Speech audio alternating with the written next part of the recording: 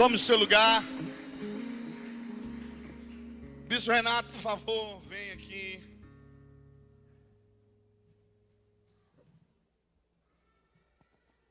Aplauda o Senhor Jesus na vida do Renato. Que bom ter de novo você com a gente. Sempre uma alegria muito grande estar com você, com a pastora Rubisleia. Vocês são presentes do Senhor para a nossa vida. Sejam muito bem-vindos mais uma vez. Que o Senhor Jesus possa ministrar ao seu coração e ao coração dessa igreja.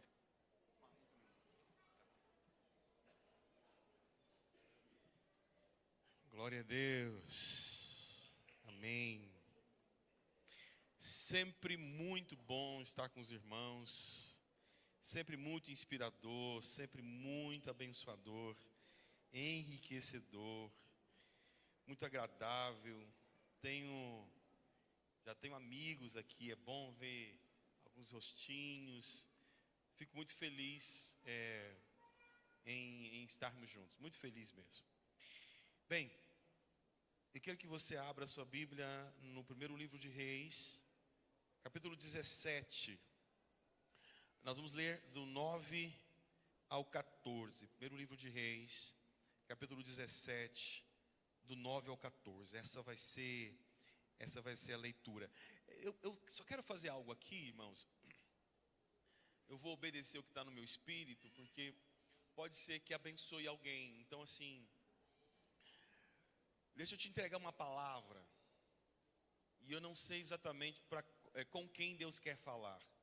Mas eu queria te entregar uma palavra que não está vinculada àquilo que eu vou pregar. Mas deixa eu só dizer uma coisa para você. Paulo explica na sua carta aos Gálatas, ele diz assim, que o herdeiro, quem, irmãos? O herdeiro, quando é criança, ele nada se difere do escravo.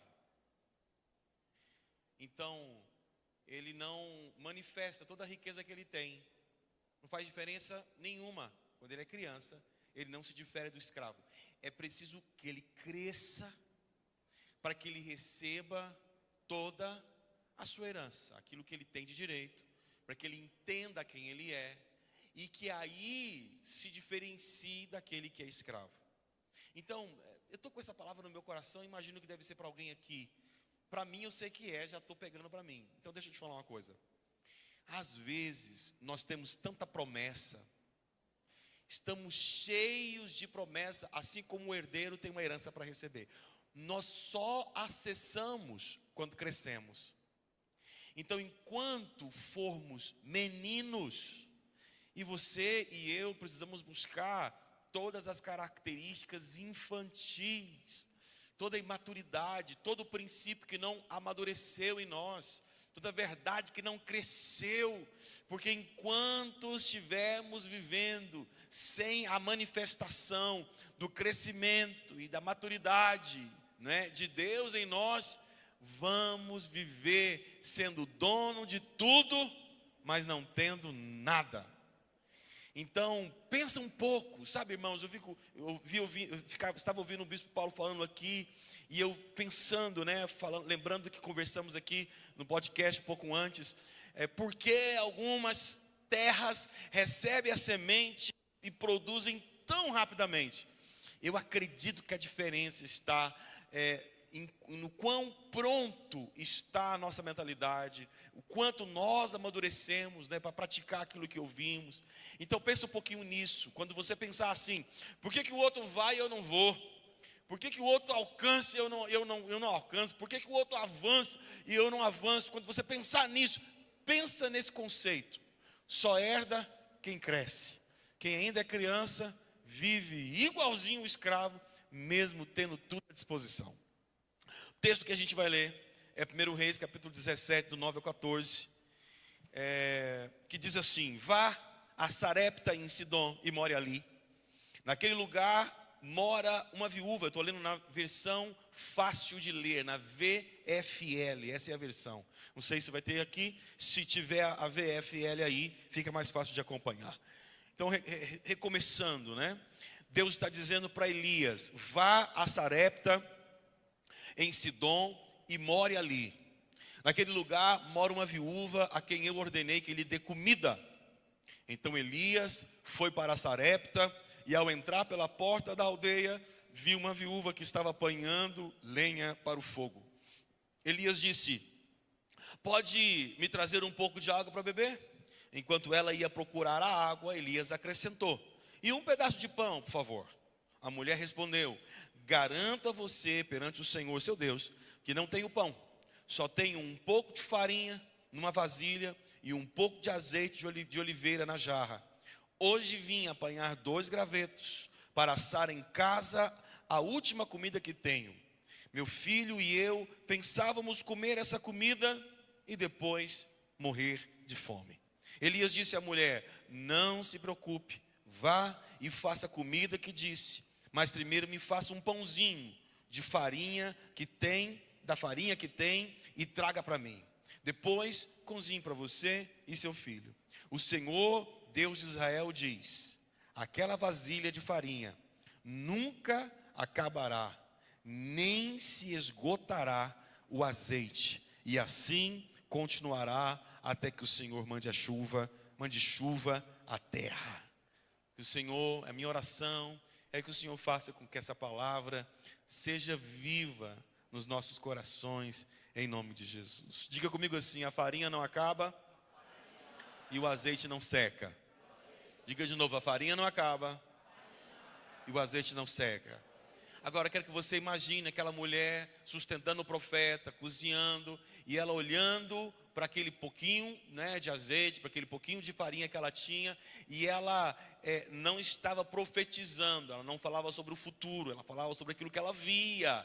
E o que ela dizia quando ela via? O que ela dizia? A farinha não acaba e o azeite. Então imagina aí, por favor, você está manuseando os seus recursos, e o que você está vendo, o que você está vivenciando? A farinha não acaba e o azeite não seca. Essa farinha é infindável, esse azeite é inesgotável, esse negócio não acaba. Eu uso e não acaba. Esse é o tema da mensagem e também é o tema desse texto, né? A farinha não acabará e o azeite não faltará, ou o azeite não secará. Eu queria que você olhasse para esse texto com vontade de ver mais do que você já viu. Eu queria que você olhasse para esse texto com uma fome de tirar dele mais do que você já tirou. Porque o texto que nós lemos é um texto conhecido. E aí nós corremos, né, um risco de, por ser uma história conhecida, nós conseguirmos ver apenas aquilo que é óbvio. Não que o óbvio não seja útil, mas aquilo que é óbvio pode estar escondendo segredos importantes. Então você olha para essa história e já diz: conheço, sei de tudo. E automaticamente você perde a fome de ver, que você pensa que já viu. Então, meu desejo hoje é te mostrar, é te ajudar a ver algumas coisas que pode ser que você não tenha visto. Essa história, ela é encantadora para mim, né? Porque é um exemplo, é a expressão viva da manifestação do profético. Isso é muito importante a gente entender. É impossível eu ler essa história e não fazer uma relação entre princípios e profético. Não que um se oponha ao outro, mas eles se complementam. Então, onde eu quero chegar? Eu quero que você olhe para esse texto e entenda que Deus fez algo miraculoso aqui. Algo dos céus causou uma intervenção na terra e trouxe um resultado imediato. Aquilo que era pouco se tornou infindável. Profético. Então, quando eu falo, né, de viver o poder dos princípios e o poder do profético, o que eu tenho em mente? Os princípios é aquilo que guarda a minha vida, mas também guarda as próximas gerações. Os princípios me protegem, não é? Nós falávamos sobre isso agora há pouco. Eu faço uma oração para os meus filhos sempre, né? Acho que todos os pais fazem. Senhor, guarda meus filhos. E esses dias o Senhor me perguntou, foi um entendimento no meu espírito, né? O que pode guardar o meu filho? Automaticamente me veio algumas maneiras, que quando eu oro a Deus para que Deus o guarde, eu tenho algumas coisas em mente. A primeira que eu tenho em mente é quando os amigos, né, do Daniel são lançados na cova do leão, na cova dos leões. E quem estava lá? Não é? Tinha um quarto homem na fornalha, não é? Um anjo estava lá. O anjo de Deus estava lá. Então, essa proteção é uma intervenção profética. Os céus interferem, os céus interferindo imediatamente na terra. Um homem está lá protegendo. Uma outra proteção que o meu filho pode ter é a própria prudência dele. Esses dias eu passei por ele é recém-habilitado, e ele estava parado numa rotatória, falando no celular, e eu cheguei com o meu carro por trás, e vi o carro que estava de trás dele, xingando meu filho com todos os palavrões. E eu pensei, eu tenho duas opções: ou eu desço e xingo esse cara também, ou eu vou educar o meu filho. Falei, não posso xingar, porque eu sou crente, mas mais do que ser crente, eu sou pastor. E aí, automaticamente, eu já falei para ele, filho, vou te mandar essa mensagem, me responde depois que você parar. Mas acabei de visualizar, você está falando no celular, assim, dirigindo. O motorista de trás estava te xingando por completo, e você precisa ser prudente, para de falar no celular. E falei mais, e disse mais para ele, se você levar uma multa, eu não pago, vai sair do seu salário. Porque ele pode se proteger. Mas a terceira proteção que ele tem é dos princípios. Ou seja, se a Bíblia me ensina, por exemplo, a juntar pouco a pouco para prosperar. Então, esse princípio de juntar pouco a pouco me guarda no dia mau. Entende? Então, princípios também nos guardam. Só que nessa história não é sobre princípios. Essa história não é, claro que tem princípios extraordinários aqui, mas o mais relevante aqui é o profético. É quando Deus, não é, intervém e atinge a medida daquela mulher imediatamente. Então, é importante, e a gente vai olhar para essa história aqui por essa perspectiva. Eu acredito, irmãos, que cabe a nós viver todos esses princípios, sempre esperando pelo profético. Viva os princípios, esperando pelo profético. Sempre crendo que amanhã Deus pode entrar com a intervenção. Entende isso? Sempre crendo. Amanhã, estou vivendo os princípios me guardam, me protegem, me levam para o céu, não é? Mas amanhã eu creio que Deus pode entrar numa intervenção profética. Creio que hoje Deus pode vir com uma intervenção profética. Então, como é que a gente vai olhar, não é, para esse texto aqui? O que eu gostaria de mostrar para vocês? Primeiro, a importância do rema. Porque aquilo que o texto que nós lemos aqui começa dizendo: vá para Sarepta em Sidom e more ali. Então toda a história começa a partir de uma revelação, uma palavra específica para uma pessoa específica em uma situação específica. Então, o que é o rema? O que é a palavra revelada? É uma palavra específica para uma pessoa específica, numa situação específica. Elias poderia estudar todo o livro da lei. Elias podia estudar tudo que ele tinha nas mãos de outros profetas, mas ele não ia encontrar nessas escrituras uma palavra específica como essa. Não iria encontrar um rema como este. Então, tudo que a gente leu aqui é startado, não é? Começa a partir de um homem que teve um rema. Deus falou uma palavra específica: vai para Sarepta. Para uma pessoa específica, era o Elias, numa situação específica de fome. Então, muitas vezes, queridos irmãos, aquilo que nos trava na nossa colheita, na nossa vida espiritual, natural, familiar, financeira, muitas vezes o que está nos travando é que nós não temos a capacidade de ouvir uma palavra específica, numa situação específica, para uma pessoa específica.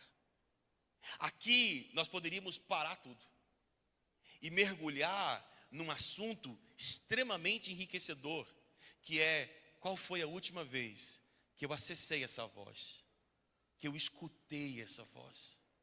Por isso Jesus diz: para Marta: Marta, só uma coisa importa. A Maria está escolhendo a coisa que mais importa.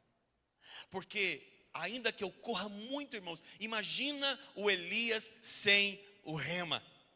Ele teria ido a tantos outros lugares procurando recursos. É ou não é, irmãos? Procurando respostas, desesperado. Ele reclamaria do vizinho A, do vizinho B, dizendo: ninguém me ajuda, pastor. Ninguém me ensina, ninguém me ajuda, ninguém me deu um café, eu precisava de açúcar, e a igreja não me deu açúcar. Gente, escuta, para tudo. As outras vozes precisam ser silenciadas, e nós que somos filhos, temos que acessar a voz do Pai. Temos que acessar a voz do Pai. E aí, irmãos, qual que é a grande vantagem, né? Me deixa explicar isso. Qual que é a grande vantagem de você ter uma palavra específica para a sua vida em específico, em uma situação específica? É que quando você obedece, você entra debaixo de algo chamado graça protetora. Se você obedeceu, Deus assumiu o controle. A provisão é dele, o livramento é dele, a organização da sua vida é dele, os caminhos são dele, porque você está debaixo de uma obediência. Foi ele quem mandou. E algo é tão importante, porque se você pegar o Elias, um profeta que vivia debaixo do rema, da palavra específica, vai, volta, fala isso, ordena a nuvem, entende? Um homem que vivia debaixo de uma direção de Deus específica, sempre. E aí você olha para a história do Elias. Deus move todas as coisas para cuidar do Elias. Deus move a natureza quando ele ordena a um ribeiro que dê água ao Elias e aos corvos para que traga carne. Deus usando a natureza. Agora a gente acabou de ler uma história onde Deus usa homens, a humanidade. É uma mulher na ordem divina dando ao Elias o que ele precisa. Mas um pouco mais à frente, não é a natureza, não são os homens, são os anjos. O anjo vem e prepara pão e água para o Elias. Então, tudo que o Elias passou foi difícil. Mas tudo que ele passou, ele tinha algo que é chamado graça protetora. Quem anda debaixo de rema, anda debaixo da graça protetora de Deus. Não tem como. Então, esta é a primeira observação, não é? Ou a primeira coisa que eu queria que você encontrasse nesse texto. A graça protetora sempre estará sobre aqueles que estão debaixo de um rema, debaixo de uma direção divina. Aqui se cumpre, irmãos, por exemplo, o que Neemias fala a respeito de Balaão. Neemias 13, capítulo 2, ele diz assim: Deus transformou a maldição em bênção. É a mesma coisa que aconteceu com José, Gênesis 50, 20 e 21. José diz assim: vocês planejaram o mal contra mim, mas eu estava debaixo de uma palavra. Vocês arquitetaram todo o mal, mas eu estava debaixo de uma palavra. E o que aconteceu é que enquanto vocês planejavam o mal, diz o texto, mas Deus planejou para o bem. Pronto, não é? Então, primeiro aspecto que eu quero que você entenda é a importância de ir para Sarepta. Amém? Olha para o teu irmão e diga assim: entendeu a importância de ir para Sarepta? O lugar que Deus falou.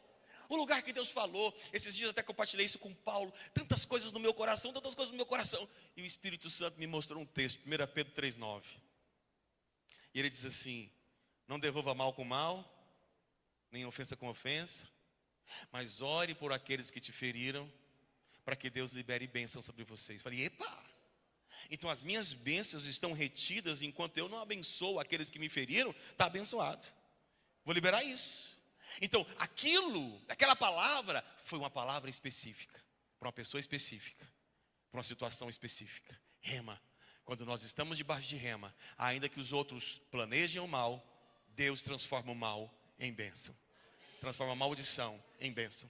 Segunda observação, a gente precisa caminhar aqui, é sobre o secreto definindo o que é público. Você pode repetir? O secreto definindo o que é público. Ou seja, ainda existem algumas coisas que ainda não são públicas, mas já estão prontas no secreto. E aqui, irmãos, sempre fui intrigado com isso, não é? Porque Deus fala para o Elias assim: Elias, situação está difícil, mas escuta, vai para Sarepta, porque eu já ordenei uma viúva para que a viúva te sustente. Fala para mim, a viúva sabia disso? Ela sabia disso, gente? Não. Será que Deus mentiu? Se fosse hoje, telefone, WhatsApp, e alguém dissesse assim: falou mesmo? Deixa eu ligar para ela. Alô, oi, viúva, é a viúva de Sarepta? Sim, sou eu. Deus falou com você para me sustentar? Não, ele não falou nada comigo não. Essa mulher não sabia. Ela não sabia que era para sustentar, e ela nem tinha recursos para isso. Que história é essa? Como assim? Já falei para ela, já ordenei para que ela te sustente. Como assim? Como assim? Irmãos, isso está extremamente coerente ao caráter de Deus. Para Deus não tem presente, futuro ou passado. A Bíblia diz, e a gente vai ler esse texto, a Bíblia diz em Romanos capítulo 4, versículo 17, existem versões, uma mais linda que a outra, né? Mas a Bíblia diz assim: aquele que traz à existência aquilo que não existe. Você consegue colocar em várias versões? Olha lá, aquele que chama as coisas que não existem como se existissem. Tem uma versão que diz assim: Deus fala do futuro como se já fosse passado. Consegue entender? Deus fala do futuro como se já fosse passado. Existe algo sendo gerado no secreto, que já é verdade no secreto, já é real no secreto, já é presente no secreto, mas que ainda vai se consolidar no ambiente público. Então quando Deus diz assim: eu já falei, eu já ordenei, estava pronto, irmãos. Estava pronto, toda a provisão estava pronto, ainda que aquela mulher não soubesse de nada. Pastor, e o que isso tem a ver comigo? Não é? O que isso tem a ver comigo, pastor? É que nós somos filhos. E o que o pai ensina aos filhos? O que Deus ensinou aos seus filhos sobre falar do futuro como se fosse passado? Lembre-se da história de Ezequiel 37. Está vendo esses ossos? Tudo morto? Filho meu, eu vejo como uma águia ensinando o seu filhote a voar. Deus olha para o profeta e diz assim: eu posso chamar à existência aquilo que não existe como se já existisse. Então eu vou te ensinar. Ordena. Que pai? Ordena. Não, Senhor. É o Senhor quem faz isso. Não, eu estou te ensinando. Libera a palavra para ele. Chama à existência aquilo que não existe. E ele ordena. O poder do profético.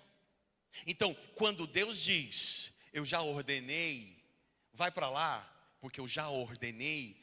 Existem coisas que estão prontas espiritualmente. Você só tem que se mover até a realização disso. Entende isso?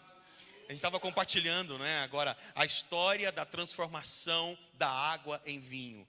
Chegue em casa hoje e lê de novo essa história.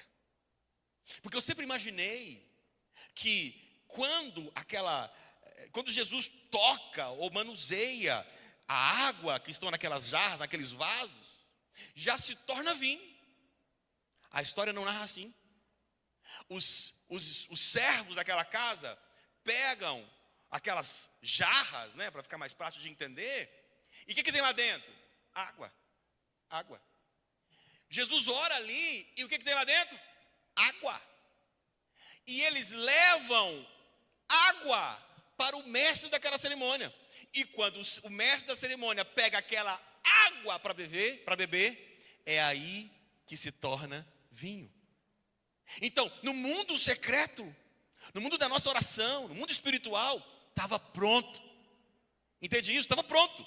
Ainda não tinha apenas materializado aqui. Então escuta, irmãos, nós precisamos aprender a fazer isso. Entrar num lugar secreto, orar, gerar isso no secreto e esperar até que se torne manifesto naquilo que é público. Não é? Então, Esse é o segundo aprendizado que a gente tem, né? Quando o secreto define o que é público. E nosso maior erro, sabia, irmãos? Nosso maior erro é inverter a ordem.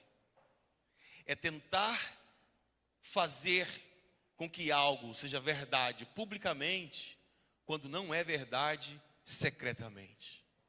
Eu vejo muitos casais assim. Eu já vi muitos casais na minha igreja subindo para contar algumas coisas, e eu olhava com a minha natureza pecaminosa de juiz e dizia: te conheço, meu irmão. Eu sei qual é o seu secreto. Então, é hipócrita, é hipocrisia. Quando no público eu sou algo que não sou no secreto, né? A verdade que permanece é a verdade do secreto. Então, se existe alguma mentira que é pública ao seu respeito, fica tranquilo, porque a verdade do secreto vai prevalecer. Uma hora vai prevalecer. Terceira observação que eu faria sobre esse texto é sobre a oportunidade de acessar um canal de bênção que flui sobre o outro. Então, primeiro, é sobre a importância do rema, vai para Sarepta. Segundo, é sobre a importância de entender que as grandes coisas são geradas primeiramente no secreto e depois são tornadas públicas. E a terceira é sobre a oportunidade que nós temos de acessar um canal de bênção que flui sobre o outro. Gênesis 12, 3. Deus já ensinou isso. Falando com Abraão, ele diz assim: eu vou abençoar todos aqueles que abençoarem você, mas vou amaldiçoar aqueles que amaldiçoarem você. Então, quem era o detentor da promessa? Abraão. Quem foi escolhido? Abraão. Chamado? Abraão. Quem que tinha a palavra que ele cresceria, multiplicaria, seria a bênção? Abraão. Era Abraão. Mas se o Joãozinho passasse perto de Abraão e abençoasse o Abraão, ele herdava, ele se associava à bênção que estava sobre Abraão. Então escuta, um homem chega em Sarepta, ele está lá debaixo de um rema. Deus mandou esse homem ir para lá. E esse homem olha para essa mulher e diz: faz um pãozinho para mim. Primeiro para mim. Essa mulher tinha duas opções: fechar o acesso a um outro, ou abrir esse acesso e experimentar tudo o que aquele outro homem estava vivendo. Então, quando essa mulher dá um pãozinho para alguém que estava debaixo da graça protetora de Deus, lembra disso? Rema me coloca debaixo da graça protetora. Quando essa mulher ajuda quem está debaixo da graça protetora de Deus, a graça protetora de Deus se estende para ela. É só isso. Então, às vezes nós perdemos a oportunidade de acessar a bênção que está sobre o outro. Nós temos que ter cuidado com quem e onde estamos nos associando. As 3 melhores maneiras de associar com alguém ou com alguma coisa são dinheiro, tempo e habilidade. Onde você colocar o seu dinheiro, você está se associando. Onde você gastar tempo, você está se associando. Onde você dedicar suas habilidades, você está associando. Então, se existe uma graça protetora sobre esse lugar, invista tempo, dinheiro e habilidades. Se existe alguém que você entende, poxa, esse cara aqui, como Deus tem abençoado, se associe em tempo, dinheiro e habilidades. Porque é uma promessa, irmãos. Deus diz, isso aqui é um princípio sobre Abraão e sobre todos aqueles que estão debaixo de rema, debaixo da graça protetora de Deus. Deus diz, todos aqueles que abençoarem vocês serão abençoados. Então entenda também, não é? Que todo mundo que me abençoa, eu não preciso ficar constrangido. Porque eu sei que estão se associando a alguém que está debaixo da graça protetora de Deus. Não é? Então é importante, irmãos, esse exemplo aqui, né, é um exemplo tremendo de alguém que não teve egoísmo. Não teve nenhum egoísmo. Ela abriu seu coração para abençoar. E quem foi abençoado? Ela mesma. não é? Foi ela que disponibilizou o coração. Essa foi uma semente que esta mulher plantou no profeta, não é? E aquilo que ela colheu foi infinitamente mais, porque não dá para calcular aqui. Eu não sei se os arqueólogos procurarem o recipiente onde estava essa farinha e esse azeite, se até hoje não está lá brotando. Eu não sei. Porque a palavra diz que a farinha não acabava. Irmãos, que sensação maravilhosa. Sabe o que eu fico pensando? Você vai num caixa, hoje em dia ninguém saca mais dinheiro, mas quem aqui é da época que alguém íamos no caixa eletrônico e sacávamos dinheiro? Quem é da época? Pronto. Não é? Então, imagina que legal. Opa, saquei 1.000. Ah, mas peraí, a conta não acabou. Eu saquei mais 1.000, mas peraí, tem mais. Eu saquei mais, mas peraí, tem mais também. Então, não era uma questão de acumular. Quanto mais dava, mais tinha. Mais dava, mais tinha. Não é? Então, nós temos que aprender esse princípio de associação. Quando o Elias disse, pode me trazer um pouco de água para beber? Associação. Ela se associou. E sabe, irmãos, eu queria aqui, só para fechar esse ponto, dizer algo para você. Às vezes, as bênçãos de Deus, elas só fluem quando você se associa. Se associa a um ministério, se associa a um propósito. Eu não sei o que vai ser, sabe? Talvez você viu alguma coisa na televisão para ajudar aqueles que passam fome. Eu não sei. E seu coração sentiu, estude, verifique, se é íntegro, associe. Isso vai liberar bênção. Irmãos, acredite em mim. O mínimo que vai acontecer é a sensação de prazer e sentido na vida, de pertencer a um propósito maior do que você mesmo. Então, essa mulher entendeu esse princípio tremendo de associação. Próximo, olhar que eu queria que você tivesse aqui. Penúltimo olhar, a gente já vai encerrar. Penúltimo olhar, esse texto, não é? Nos ensina sobre como encontrar esperança quando nossas expectativas estão reduzidas a nada. Eu queria que você desse um olhar ou uma olhada no lugar que essa mulher estava. Ela descreve o seu momento da seguinte forma, ela diz assim: hoje vim apanhar 2 gravetos, para assar em casa a última comida que tem. E aí, meu filho e eu pensávamos comer essa comida e depois vamos ao shopping. É assim? E depois vamos buscar emprego, porque o tempo está tão bom, o mercado, a economia. Era assim, irmãos, o pensamento dela? O pensamento mais alto dessa mulher culminava na morte. Escuta aqui, isso aqui é um lugar. Isso aqui é um lugar. E eu preciso falar isso, irmãos, porque tem muitas pessoas que estão nesse lugar.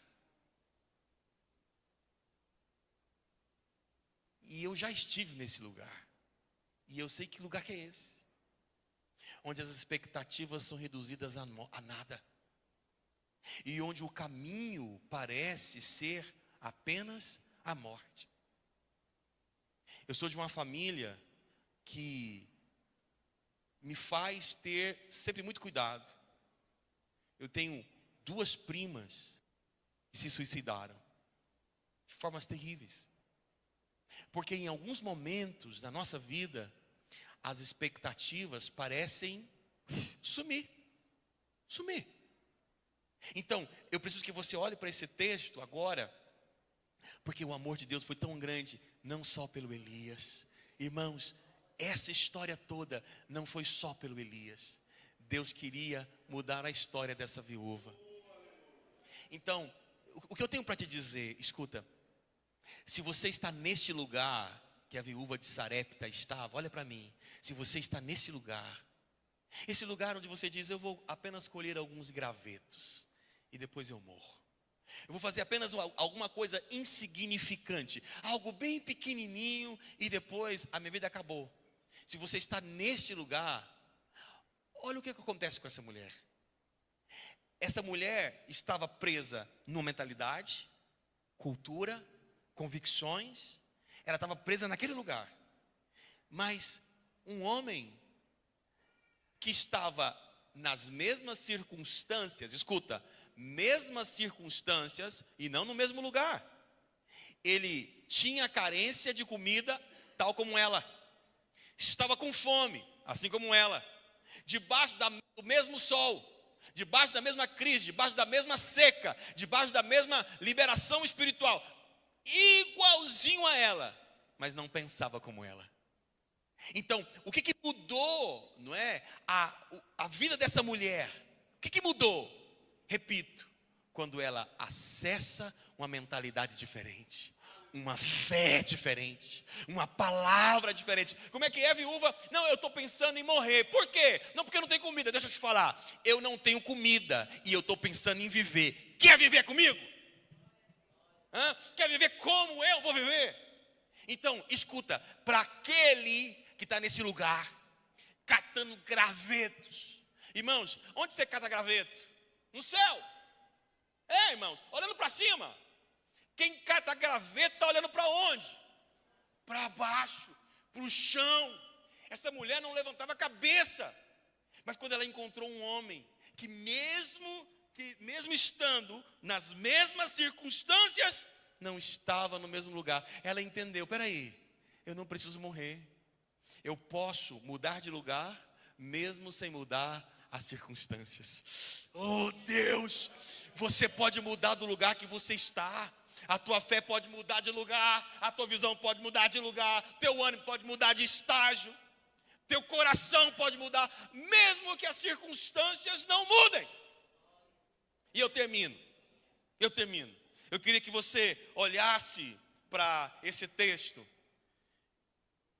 olhando ou observando melhor a ideia das pequenas medidas.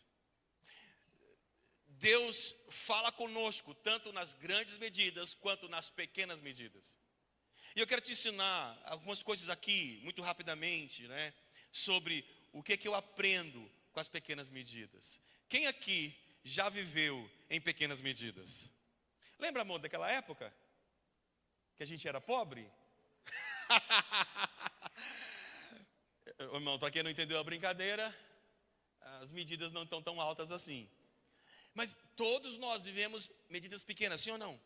Medidas pequenas. Eu me lembro de uma época, meu pai mudou para o Tocantins, a gente era menino, e nós ficamos em casa, né? Nós ficamos em Goiânia. Não tinha celular, não tinha comunicação, não era como era hoje.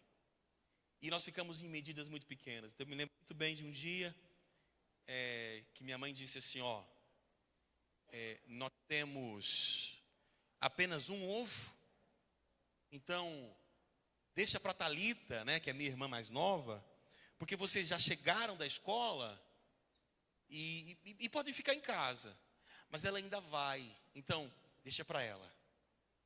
E para a gente aquilo foi um ato de nobreza, não, está tudo certo. Então, eu sei que, como você já passou muitas vezes por pequenas medidas, sim ou não? Mas deixa eu falar uma coisa para você. Deus está nas pequenas medidas. Ele também se move.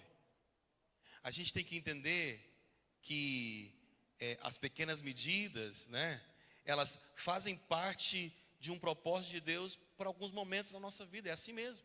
É assim mesmo. No maná, a medida era abundante, dava para a semana inteira? Dava, irmãos? Só para aquele dia. Só para aquele dia. Quantos gostariam aqui, irmãos, de trabalhar um dia e ter dinheiro para o ano inteiro? Oh, aleluia! Mas não é assim. Então o que a gente tem que entender? Todos nós passamos por medidas pequenas, ainda que eu creio que o propósito de Deus não é nos manter nessas medidas. Mas escuta, alguma coisa que a gente tem que entender também. Mesmo com pequenas medidas, nós podemos dar. Ninguém tem tão pouco que não possa compartilhar. Pode repetir comigo? Ninguém tem tão pouco que não possa compartilhar. Então, minha pequena medida nunca é pequena demais para que eu não possa repartir. Então, são 3 aprendizados. O primeiro é entender que Deus pode estar me mantendo em pequenas medidas, por alguma razão. Isso trata o nosso coração. O maná ensinou pelo menos duas coisas para Israel. Primeiro, acordar cedo. E segundo, acreditar que amanhã vai ter mais. Amanhã vai ter mais. Ensinou isso para Israel. Segundo ensinamento que a gente está tendo aqui é entender. A minha medida pode ser pequena, mas não é tão pequena que eu não possa repartir. Não pense só em dinheiro, tá, irmãos? Eu gosto muito de falar aqui sobre tempo. Sobre tempo. Esses dias, por alguma razão, eu tenho tido muitas pessoas no meu ciclo de relacionamento, doentes, internadas. E geralmente, o que a gente pensa? Não tenho tempo para ir visitar. Estou ocupado demais. Estou corrido demais. Mas ninguém tem tão pouco tempo que não possa repartir o pouco tempo que tem com alguém que precisa do seu tempo. Do seu ombro, seus ouvidos, seu abraço, sua imposição de mãos. Então, quer saber o quão egoísta nós somos? Não pense só em dinheiro, não, porque você vai rachar um monte de argumentos para te defender. É porque eu tenho que pagar, porque eu tenho... Não, pense no tempo. Qual foi a última vez que você tirou do seu tempo e deu a outro? Tem um filme, não vou lembrar o nome desse filme, que tente achar isso na internet, não vou conseguir. Mas a moeda de troca é o tempo. Eles trocam, já assistiu esse filme? E aí eles colocam assim e fazem um movimento. O preço do amanhã. Vai assistir hoje, chega em casa, entendeu? Pede para a esposa sentar do seu lado, colocar o pezinho no seu colo, massageie o pezinho da sua esposa com óleos. Enquanto você assiste o preço do amanhã, compra uma pizza, não deixa ela nem fazer comida em casa hoje, não sei se você vai jantar. Bota ela ali, né? Você vai massageando o pezinho e assistindo o preço da manhã.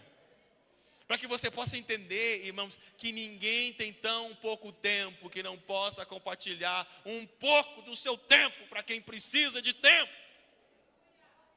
E por último, fecho, sobre pequenas medidas. Eu preciso que você entenda a fase que o outro está. Isso foi um ensinamento que Deus me deu.